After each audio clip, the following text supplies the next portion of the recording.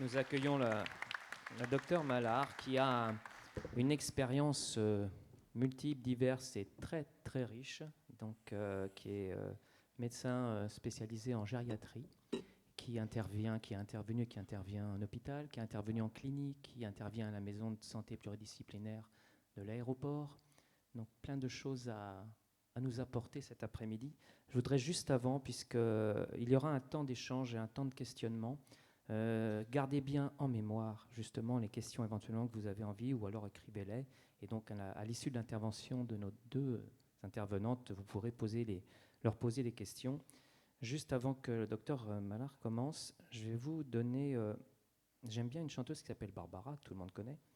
Et une des chansons, dans les paroles d'une de ses chansons qui s'appelle « Il me revient », il me revient des images, un village, mon village.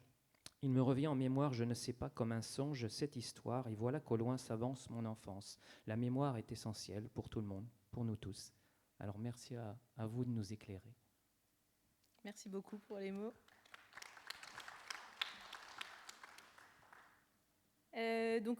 Voilà, j'ai été présentée, je suis le docteur Mallard et je vous présente aujourd'hui une thématique sur la mémoire, notamment comment j'évalue ma mémoire et comment je peux stimuler ma mémoire. On ne parlera pas aujourd'hui de la stimulation en cadre thérapeutique une fois qu'on a installé une pathologie, puisque ça reste dans le cadre thérapeutique et c'est plutôt médical. Là, aujourd'hui, c'est vraiment qu'est-ce qu'on peut faire pour stimuler et entretenir un bien-être de la mémoire.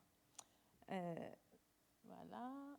Alors, en première partie, je vais vous refaire un petit peu le point sur le cerveau. Comment fonctionne le cerveau, comment il est structuré et quelles pathologies, grand groupe de pathologies on peut connaître. Donc, sur le plan anatomique, vous avez les neurones avec... alors, il paraît qu'il y a une petite flèche. Avec donc le corps neuronal, l'axone et les dendrites. Donc, le corps neuronal, c'est ce qui constitue le cœur du neurone. Mais les dendrites, c'est ce qui va permettre de communiquer. Donc, c'est des sortes de petites mains un peu partout qui vont communiquer avec les autres neurones, ce qui va nous permettre d'avoir un réseau neuronal construit. Et plus on stimule, plus ce réseau neuronal va s'agrandir. C'est-à-dire qu'on n'a pas forcément une augmentation du nombre de cellules, mais on va avoir des connexions, des interconnexions qui vont se faire. Et l'axone, c'est un réseau un peu plus long qui va donner des dendrites vers des zones plus espacées. Donc je vous expliquerai après comment ça fonctionne sur les zones plus espacées, mais on peut avoir des communications comme ça entre la parole et l'écoute, entre la parole et l'intention, ou la parole et l'initiative. Voilà. Donc, on a à peu près 100 milliards. Alors ça, c'est des chiffres qui datent d'il y a longtemps. À Lyon, ils font beaucoup plus d'études et ils sont bien meilleurs sur les chiffres que ça. Les corps neuronaux constituent la substance grise, alors que les axones et les dendrites vont constituer plutôt la substance blanche. Donc, dans le cerveau, vous avez la substance grise, ici et à l'intérieur, et la substance blanche au milieu. Et donc, si on revient sur le schéma là, les axones permettent de communiquer d'une partie à l'autre du cerveau. D'accord ? Et chaque partie anatomique du cortex, donc de la croûte cérébrale, a une identification bien précise sur un sujet bien précis. Par exemple, si on prend le sillon ici, ici vous aurez la partie motrice et la partie sensitive du corps. D'accord ? Mais ici, par exemple, on va avoir tout ce qui est le côté initiative, entraînement, intention, et puis l'émotion. Et puis la zone que vous avez déjà entendu parler, l'hippocampe ou l'amygdale, ça c'est la zone de la mémorisation. Ensuite, à l'intérieur, vous avez ce qu'on appelle les noyaux gris centraux, on en reparlera tout à l'heure. Voilà. Donc, pour synthétiser un peu plus, vous avez le cortex, les noyaux gris centraux et le système limbique. Ça, j'en ai pas encore parlé, mais je vais vous en parler en dessous. Et donc ça, c'est 3 structures qui sont essentielles. Et bien sûr, la substance blanche est aussi une structure essentielle. Mais ici, ce n'est pas forcément le propos.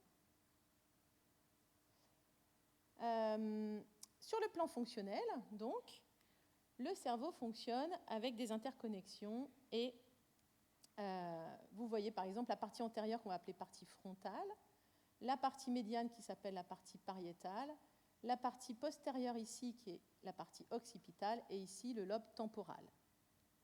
À l'intérieur, vous avez donc ces noyaux gris centraux. La partie ici génère la motricité, la partie postérieure la sensibilité et entre deux, vous avez le sillon précuneus. La vision, elle est à la partie occipitale. Mais, alors, on va faire un petit aparté sur la vision. La vision, les yeux sont bien devant, on est bien d'accord, on voit. Mais pour intégrer l'image, comment on fait pour intégrer l'image ? Eh bien, pour intégrer l'image, il faut bien que le cerveau, donc le nerf optique qui est à la partie antérieure du cerveau, communique avec une partie du cerveau qui est positionnée chez nous à la partie postérieure. Et donc, l'image va être intégrée à la partie postérieure. En intégrant l'image, le cerveau comprend que c'est une image familière, qu'il s'agit bien d'une assiette, qu'il s'agit bien de la couleur verte ou rouge, et que je suis dans un environnement adapté ou inadapté. Voilà comment fonctionne la vision. Donc, si on ne voit pas avec l'œil parce que l'œil est abîmé, ce système-là, il va être en sommeil. Mais il peut avoir des interactions avec d'autres systèmes.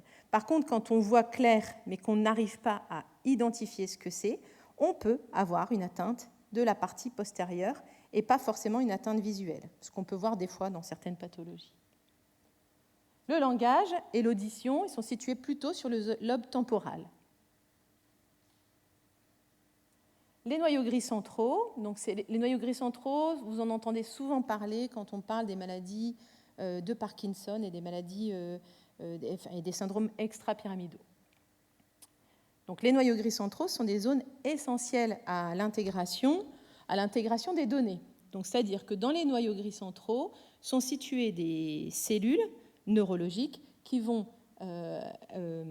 intégrer tous les réseaux qui viennent du cortex et qui vont les descendre au corps, au cœur, ou les refaire remonter dans d'autres systèmes du système de la mémoire, qui peut être du système de l'intention, de la volonté, de l'énergie, de l'activation.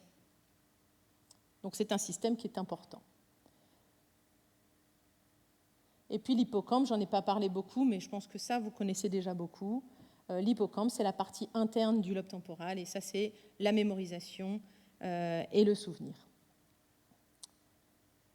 La partie antérieure, ici, c'est les fonctions exécutives. L'intention, l'adaptation à une situation, le jugement, l'inhibition, le comportement. Comment on définit l'autonomie ? L'autonomie, c'est la capacité à savoir être libre et être autonome, enfin être indépendant sur une situation donnée. On est autonome quand on se tient droit, alors qu'on nous demande de nous tenir droit ou qu'on est ici dans une situation de discours. Par contre, à la maison, on ne va pas forcément se mettre derrière un pupitre et faire ça, d'accord ? Voilà. Donc l'autonomie, c'est quand même quelque chose d'assez subjectif, assez philosophique. Mais n'empêche que les fonctions exécutives nous permettent d'avoir une adaptation à la société. Et l'autonomie, c'est bien une adaptation, je m'adapte dans mon système social. Voilà. Donc, en rouge, vous voyez les différentes fonctions. Vous avez les fonctions exécutives, la mémoire, les fonctions instrumentales, qui sont les fonctions phasiques et gnosiques. Les fonctions phasiques, c'est la parole, le langage. Les fonctions gnosiques, c'est je reconnais et j'identifie ce que c'est. D'accord ? Donc ça, c'est les grandes fonctions cognitives. Ensuite, ma collègue vous parlera plutôt des fonctions de la mémoire, qui est une partie des fonctions cognitives. Et les fonctions praxiques, c'est comment je m'habille, comment je me déshabille, comment je fais pour utiliser une cuillère, une fourchette. Le système limbique, on n'en a pas encore parlé, mais voilà, ça m'intéresse beaucoup parce que le système limbique, c'est un système interne qui inclut les noyaux gris centraux, qui inclut aussi le gyrus singulaire antérieur, donc une partie interne du lobe frontal. Et le gyrus singulaire antérieur, c'est ce qui va nous donner cette capacité à analyser la menace et à motiver et à avoir une adaptation du comportement. Donc évidemment, le système limbique, ce n'est pas une partie corticale, mais c'est tout un système avec des interactions neuronales entre la partie antérieure et la partie postérieure du cerveau. Et la partie antérieure, elle sécrète de la dopamine et elle répond en réponse à la partie postérieure en sécrétant de la sérotonine qui est une hormone de l'apaisement et du bien-être. Et la dopamine, une hormone de l'énergie. Les pathologies cérébrales, donc là on va aller un peu plus vite, je ne sais pas combien j'ai de temps. Tout va bien. Tout va bien, je ne vais pas trop vite, non. Alors vous avez les accidents vasculaires, les lacunes qui sont des équivalents vasculaires mais non déclarés sur le plan clinique. Les infections, assez rares, mais enfin on voit quand même, les méningites ou les méningoencéphalites, ou les infections bactériennes, les endocardites avec des méningites, on peut voir ça. Les tumeurs, pour l'instant, les méningiomes et les glioblastomes essentiellement. Voilà. Les pathologies évolutives du cerveau, donc là on parlait des pathologies aiguës, les pathologies neurodégénératives, donc les pathologies évolutives du cerveau, vous avez la maladie d'Alzheimer, la démence frontotemporale ou les démences frontotemporales, les démences parkinsoniennes ou les syndromes parkinsoniens, incluant les maladies à corps de Lewy. Donc ça vous parle un peu, je pense. Et on voit que la maladie d'Alzheimer, par exemple, va toucher en priorité les zones frontales internes et les zones temporales internes. Alors que les démences frontotemporales vont aller plus facilement. Alors, c'est très schématique parce qu'il y a d'autres démences qui vont toucher d'autres endroits, mais les démences frontotemporales comportementales, par exemple, vont toucher plus les lobes frontaux. Et les maladies à corps de Lewy vont toucher les noyaux gris centraux, mais aussi le cortex, essentiellement sur les cellules grises, sur les cellules, les locus niger et les cellules grises des noyaux gris et des cellules corticales. Donc maintenant, la deuxième partie, comment j'évalue mes fonctions. Donc vous avez vu qu'il y a plusieurs fonctions cognitives. On va faire des tests globaux et on va faire des tests d'une fonction spécifique. Donc on ne va pas évaluer tous les patients de la même manière. On va d'abord faire un test global qui va nous permettre, en premier lieu, de dépister, je vais revenir en arrière, pardon.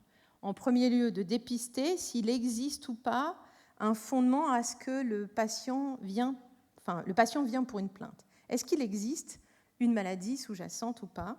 Le test de dépistage va nous permettre de dire « il y a un fort doute qu'il existe quelque chose » ou « a priori, il n'y a pas grand-chose », mais on ne va pas forcément lâcher les patients en disant « votre test de dépistage est négatif, il est bien, tout va bien, donc on vous laisse partir ». Parfois, on fait quand même des examens puisque ces tests n'ont une sensibilité que de 70%, donc comme ils ont une sensibilité faible, ils ne sont pas excellents sur le diagnostic. Même pas du tout d'ailleurs. Donc, les symptômes qu'on va pouvoir identifier à l'interrogatoire, ça va être les troubles de la mémoire, les troubles visio-spatiaux, les fonctions exécutives, les troubles du langage et les troubles praxiques. Les tests globaux, vous en connaissez peut-être un, c'est celui-ci, on utilise beaucoup en France, mais le MoCA est utilisé également. Et donc, il y a des tests sur l'orientation, des tests sur la mémorisation, et des tests sur les capacités attentionnelles ainsi que des tests sur le langage.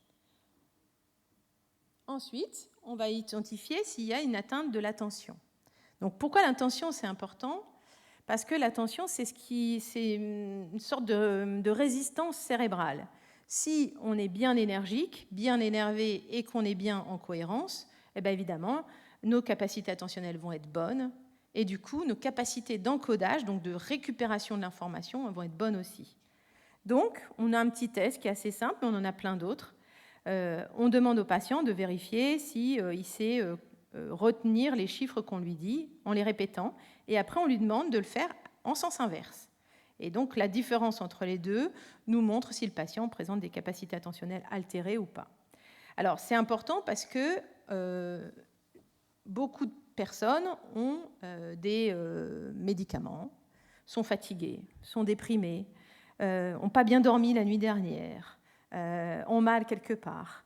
Elles prennent un traitement morphinique ou des choses comme ça. Les capacités attentionnelles sont altérées quand il y a tous ces événements. Et bien sûr, vous voyez bien qu'à chaque moment de vie, on peut avoir une variation de ces capacités attentionnelles. Ce qui fait que les tests de mémoire, quand les capacités attentionnelles sont mauvais, les tests de mémoire vont être un petit peu biaisés aussi. Donc il faut le tenir en compte quand on fait une évaluation.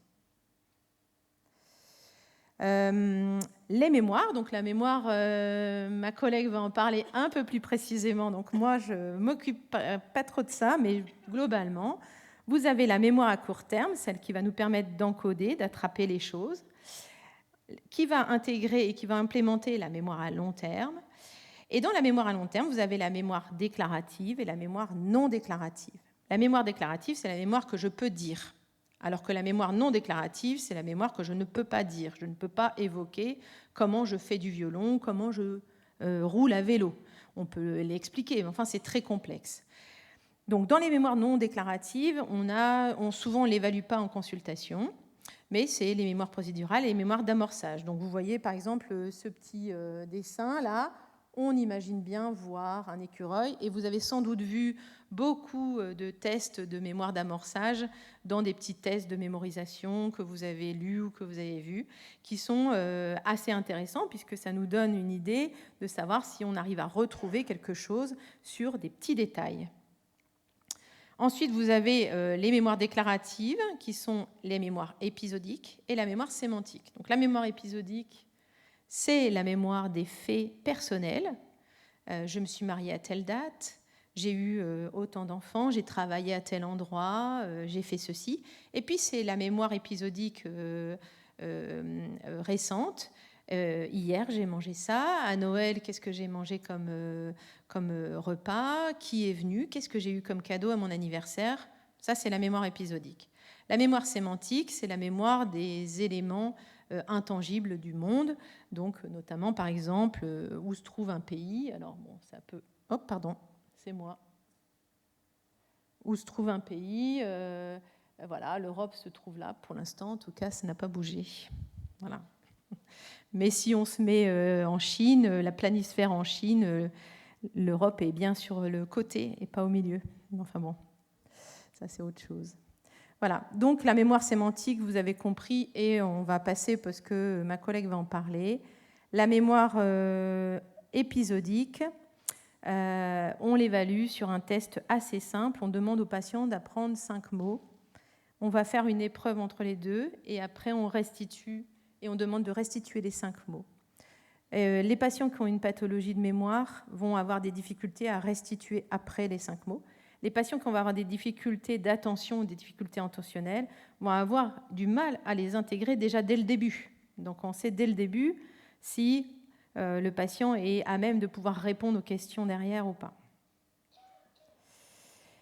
Et s'il ne sait pas bien parler ou s'il y a des difficultés de langage, on peut utiliser des images, comme donc là, ce test-là, où on demande de retenir quel papillon était présent ou a été présenté une première fois. Voilà. Donc la figure de Rey, c'est une figure qui nous permet de voir beaucoup de choses. Bon, ça, j'en parle pas aujourd'hui, mais je vous l'ai mis parce que c'est un test qu'on voit souvent en évaluation. Ensuite, on va faire les fonctions exécutives. Alors, les fonctions exécutives, c'est extrêmement important sur l'autonomie parce que les fonctions exécutives, ça prend la mémoire de travail. Donc, est-ce que je suis capable d'utiliser ma mémoire pour faire plusieurs tâches en même temps, pour répondre au téléphone, taper sur un ordinateur, compter combien il y a de personnes, et ainsi de suite. Ça, c'est la mémoire de travail. On en a besoin pour tout faire. Ça peut être à la maison. Je veux faire un gâteau au chocolat. Comment je fais mon gâteau au chocolat? Il faut que j'aille chercher du chocolat, et puis de la farine, et puis du beurre, et puis ainsi de suite. Il faut que je sorte mes casseroles, il faut que je sorte mon plat, il faut que je préchauffe mon four. Ah oui, mais alors attends, parce qu'il y a mon fils qui m'attend derrière et qui voudrait que je l'emmène au tennis. Bon, voilà. Donc en gros, c'est ça. La mémoire de travail, c'est quelque chose d'important. Et ça va être couplé à la planification. La planification, c'est demain, je vais me lever tôt parce que j'ai tout ça à faire et puis je vais avoir ça et ça et ça. Donc il va falloir que je m'organise. Ça participe de l'autonomie aussi individuelle. Et on voit bien que dans le vieillissement et le handicap, c'est quelque chose qu'on peut voir en difficulté. Ensuite, vous avez donc toute la partie inhibition, flexibilité, et l'attention est mise dedans aussi parce qu'elle joue un grand rôle dans les fonctions exécutives. Bon, inhibition et flexibilité, c'est comment je me comporte en société. Est-ce que j'ai le droit de rire aux éclats? Est-ce que j'ai le droit de pleurer en société? Est-ce que j'ai le droit de parler de mes problèmes à tout le monde, ou d'interpeller quelqu'un dans la rue pour lui dire bah non, moi je suis pas d'accord avec ça. Bon voilà. Donc ça nous permet de vivre en société. Et ça, les fonctions exécutives qui sont assez développées dans notre monde humain, eh ben, elles peuvent être aussi en difficulté. Ça peut générer quand même beaucoup de troubles et beaucoup de difficultés pour les patients et aussi pour les aidants. Là, les aidants sont souvent en difficulté vis-à-vis de ça. Je ne comprends pas parce qu'il me parle mal. Moi, j'essaye de faire des choses, mais lui, il me parle mal. Alors là, ça ne va pas. Bon, qu'est-ce que je fais? Voilà, c'est pas lui qui parle mal, c'est sa difficulté, sa pathologie qui parle. Et dans ces cas-là, quand on parle aux patients et qu'on leur explique, ou quand on parle aux familles et qu'on leur explique qu'il y a un défaut d'inhibition, il y a un défaut de flexibilité, ça permet quand même d'apaiser un petit peu les difficultés quand il y a une pathologie. Voilà. Donc, quelques tests. Le test de Stroop, le test TMTA-TMTB, le test BREF. Moi, je fais souvent la BREF. Donc, c'est 3 tests qu'on utilise qui sont assez simples à faire et qui nous permettent quand même assez vite d'identifier s'il y a une difficulté d'inhibition, de flexibilité. Les fonctions langagières. Donc, les fonctions langagières, c'est très, très important. Ça nous permet de communiquer, ça nous permet d'appeler, ça nous permet d'alerter, ça nous permet d'interagir avec l'autre et avec la société. Donc c'est aussi un élément très important. On peut avoir des patients qui ont des maladies de mémoire avec une présentation essentiellement langagière. En général, ils ont peu de pertes de mémoire, mais ils ont beaucoup de difficultés langagières au début, ce qui fait qu'ils sont inintelligibles. Et en étant inintelligibles, eh bien évidemment, ça les rend en difficulté, ça les met en difficulté. Et ça peut aussi, et ça génère parfois des discriminations, souvent d'ailleurs. Les praxis gestuelles, c'est quand même plus rare, mais ça arrive en fin de course. Donc là, vous avez un exemple de ce qu'on peut faire comme test. Les praxis gestuelles, c'est comment j'utilise mes mains et mon bimanuel pour faire les choses. Par exemple, ça vous paraît très facile d'imaginer de mettre une veste, de vous brosser les dents, de vous habiller, de mettre un pantalon en mettant une jambe et après l'autre. Mais il y a certains patients qui vont être en difficulté pour comprendre comment on met un pantalon. Et ça aussi, pour les aidants, ça peut être quelque chose de très difficile à supporter et difficile à réadapter. Et enfin, les gnosies visuelles, donc j'en ai parlé tout à l'heure, ça c'est très complexe. Il y a certains patients qui vont avoir une atteinte des fonctions occipitales postérieures et donc des gnosies, de la reconnaissance visuelle. Donc c'est des gens qui vous disent « mais oui, moi je sais qu'il faut manger ». Et ils ont une assiette devant eux avec des couverts et donc le conjoint va lui dire bah, « mange alors ». « Oui, mais il faut me servir ». « Bah, tu vois bien que l'assiette est là ». « Bah non, je ne la vois pas ». Bah, enfin, tu vois, tu as des yeux. Donc souvent, ils vont voir l'ophtalmo. Ils vont dire à l'ophtalmo, mais mon mari ne voit plus rien. Mon conjoint ne voit plus rien. Bah si, il voit très bien. Son œil va très bien. Mais ce n'est pas l'œil qui pose problème, c'est derrière en fait. Et donc ça, c'est une source de handicap extrêmement sévère. Voilà. Donc ça, c'était toute la partie médicale. Maintenant, comment je stimule ma mémoire si je n'ai pas de problème mais que j'ai envie d'entretenir mon cerveau et d'entretenir mes capacités pour rester en forme le plus longtemps possible. Alors, vous avez plein de possibilités. Il y a l'hygiène de vie, il y a le sport, il y a pas grossir de trop, il y a continuer à avoir un contexte social, et il y a la stimulation sensorielle, la stimulation artistique. Donc ça, c'est mon dada. Donc moi, j'ai fait un DU à la Sorbonne pour ça, et j'ai trouvé ça hyper intéressant. Donc au début, j'y suis allée pas forcément très intéressée, ou pas forcément intéressée sur le plan personnel, mais pas sur le plan professionnel. Et en fait, j'y trouve un intérêt professionnel parce que finalement, stimuler les sens, ça va permettre de stimuler ce qu'on appelle le système limbique, donc je vous ai parlé tout à l'heure, et d'accentuer tout ce côté, j'intègre une nouvelle donnée, je prends du plaisir à faire, je fais. Voilà. Et donc, les 5 sens, ça fonctionne sur le cerveau. Donc, vous avez là les 5 sens, plus deux autres, hein, la proprioception et les constantes vitales. Bon, on passe ça parce que ça, c'est pas forcément intéressant, mais on voit bien que ça stimule la sérotonine, la dopamine, l'endorphine par le schéma du système limbique. Donc si on prend par exemple l'exemple du toucher. L'exemple du toucher, donc vous avez sur le plan tactile, vous avez 3 types de fibres, les fibres A bêta, A delta et C. Elles vont donner des informations différentes. La fibre A bêta va donner l'information tactile. La fibre A delta, est-ce que c'est douloureux et où est-ce que c'est douloureux? Et la fibre C, est-ce que j'ai mal ou est-ce que j'ai pas mal? Est-ce que c'est lent ou est-ce que c'est diffus ou est-ce que j'ai mal? D'accord? Et quand on regarde la définition de la douleur, c'est une expérience sensorielle, émotionnelle, désagréable en réponse à une lésion tissulaire réelle ou supposée ou potentielle. D'accord ? Donc c'est bien la question de la sensorialité. Je ressens quelque chose. Et donc en médecine, on va identifier par exemple quelqu'un qui a une hypoesthésie, c'est-à-dire une baisse de sensibilité, une anesthésie, une hyperesthésie, une hyperalgie, une allodynie, voire donc la douleur. D'accord ? Donc c'est très variable d'un sujet à l'autre. Et on peut la stimuler de toutes les manières dont on veut, de manière agressive ou de manière plutôt fraternelle, voire même agréable. D'accord ? Elle fonctionne dans le cerveau avec un système spinothalamique, donc ça je vous passe, et des voies accessoires. La voie accessoire SGPA, c'est une voie qui va aller stimuler le système limbique et qui va donner une intention, du plaisir ou du dynamisme vis-à-vis d'une réponse. Et donc, c'est à la fois notre système d'alerte, oui, ça fait mal, ça brûle, je me retire, mais c'est aussi notre système de plaisir. Ah, ça fait du bien, j'ai bien envie que ça continue. Voilà. D'accord. Et on a un moyen de régulation, donc on a plusieurs moyens de régulation qui sont des moyens vertébraux.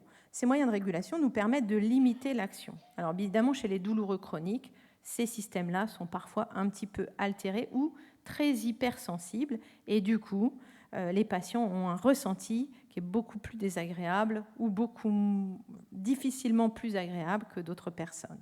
Voilà. Si on prend maintenant l'exemple de Louis, donc là, il y a Hervé Platel, qui est neuropsychologue, qui a écrit beaucoup sur la musique. Et c'est là où les arts sont intéressants aussi. L'ouïe, ça fonctionne aussi d'une manière assez complexe. Vous avez le son, le bruit, le langage, la musique. Et vous avez des différences d'intensité. C'est doux, c'est agréable, c'est brutal, c'est trop aigu, c'est agressif, c'est répulsif.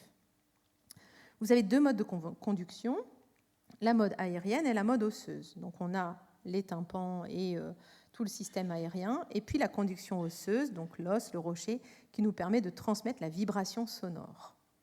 Et puis, en plus de ça, on va avoir tout le système de la prosodie de la musique. Et la mélodie de la musique. Est-ce que c'est mélodieux ou est-ce que ça ne l'est pas? Est-ce que c'est haché, hachuré, ou est-ce qu'au contraire, c'est agréable, c'est doux? Et est-ce qu'on cherche un caractère agréable ou doux, ou est-ce qu'on cherche un caractère plutôt haché, hachuré et dur pour donner une intention et une émotion particulière? Donc on a 2 voies aussi, la voie primaire et la voie non primaire, qui correspond exactement à la même chose que la dernière fois, que pour le toucher, c'est-à-dire que ça va stimuler la partie du système limbique. Et par exemple, donc, Platel a bien étudié l'efficacité, ou disons la stimulation chez les musiciens par rapport aux non-musiciens.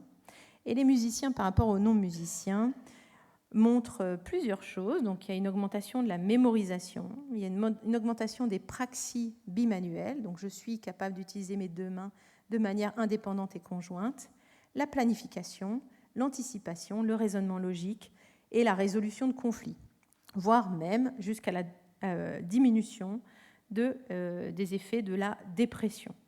Donc, on voit bien que la stimulation sensorielle peut quand même avoir un très fort effet.